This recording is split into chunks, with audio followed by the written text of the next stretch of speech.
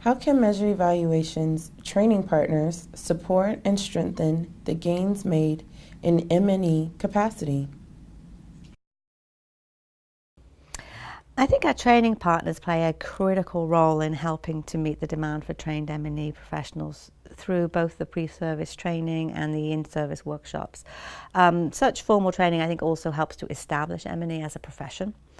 The challenge is that the demand for trained M&E professionals is so great it will outstrip the ability of any one institution to meet it. So developing ways to expand high-quality M&E training in the future is going to be critical. How do you foresee M&E capacity building evolving in the future? Well, I think the demand for M&E capacity building is going to continue to grow for the foreseeable future. And I think it's going to need to increasingly take place at the country level because there's just such a large demand for large numbers of M&E professionals at country level. Therefore, I think that the networking between institutions that provide M&E capacity building will be vital to meeting that demand because it's going to be such a big demand. In addition, I think that effective M&E systems require organizations and structures that support the use of information, so organizational elements of M&E capacity building are going to continue to grow in importance. Moving forward, what is the value of capacity building in M&E? I think high-quality, effective M&E presents a number of technical and organizational challenges, and a lot of M&E systems still struggle with shortages of qualified technical staff and weak organizational structures to support M&E, despite the tremendous progress that's been made that we just talked about. Strengthening M&E capacity at individual organizational and systems level will be critical to realizing the potential that I think M&E has to offer to improve health and development. How will evaluation research evolve as capacity to do M&E, particularly the E, increases?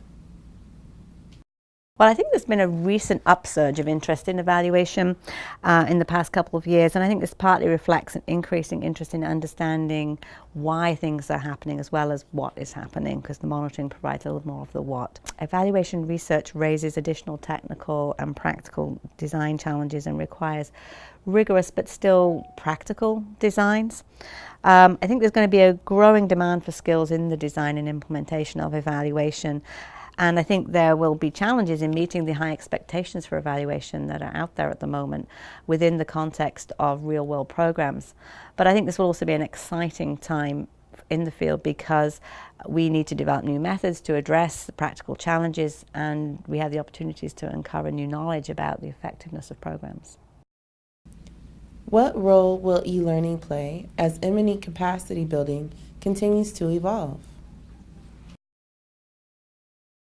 Well, the world is becoming increasingly wired, and e-learning and virtual communities of practice, I think, offer unprecedented opportunities for people to connect and share experiences and learn across geographic and organizational boundaries. I think basic learning content can be made available efficiently through e-learning platforms, and people, especially those early in their careers, are very used to learning through electronic media, and I think it has a lot of potential. At the same time, I think e-learning and virtual communities practice have to be implemented thoughtfully and well to capitalize on their potential, so they shouldn't be seen as easy options. We really need to do a good job, and quality is just as important in the electronic platforms as in any other platform. And I think the sheer volume of information available electronically means that you really have to offer something extra to be valued, because the competition for people's time and attention is very intense in the electronic world. What role can Measure Evaluation's regional training partners play in expanding M&E capacity?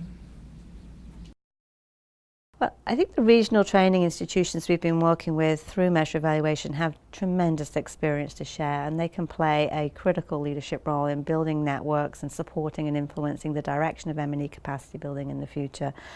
The workshops and master's programs offered by the training partners are very highly regarded globally and provide an excellent foundation to build on, both providing advanced regional training and also in supporting countries as they start to develop their own national M&E training programs. How has Measure Evaluation's network of regional training partners contributed to the legacy of the project? Well, I truly believe that the regional workshops and master's programs are one of the great successes of measure evaluation. The training itself is widely recognized as state of the art, and I am constantly meeting people in the field who are working in the field of M&E who have been through one of these training programs at some point in their careers, and they consistently speak highly of their experience.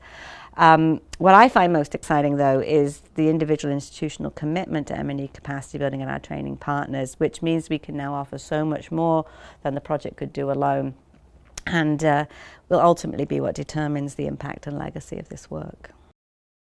Will Measure Evaluation continue to support the efforts of its regional training partners through the remainder of Phase 3? Yeah, I believe that building partnerships and sharing knowledge is critical to long-term success. The world is constantly changing, and we all need to be able to adapt and respond to change. Keeping abreast of the M&E field and sharing that knowledge and experience will be critical to staying at the cutting edge of the field and responding successfully to new opportunities. I think the network of training partners is an exciting development, and I see supporting the successful launch of that network is going to be a priority for the project for the remainder of this phase.